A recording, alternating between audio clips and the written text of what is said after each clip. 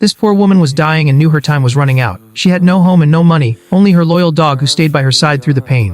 When she walked down the street, people treated her like a monster. This man even covered his face in disgust, mocking her sickness and judging her without knowing she was at her breaking point. She felt completely alone in the world. But she had one final mission to complete. She knew she couldn't give her best friend the life he deserved. With a broken heart, she placed the dog in a box and left him on a wealthy stranger's doorstep, ringing the bell before vanishing into the shadows. She watched from afar as the dog was finally welcomed into a warm home. While he was safe, she was left alone to cuff her final breaths into a tissue. This heartbreaking story proves that true love is the ultimate sacrifice. Subscribe if you think this woman has a heart of gold.